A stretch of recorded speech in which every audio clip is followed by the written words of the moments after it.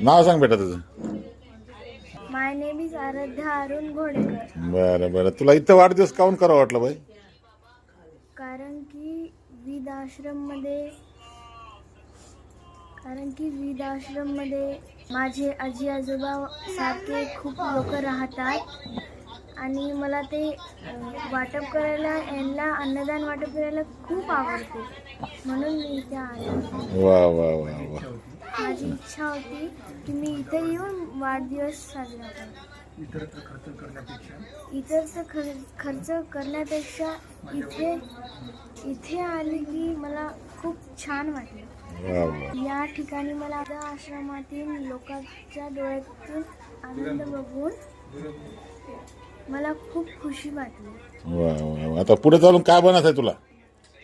मला हं?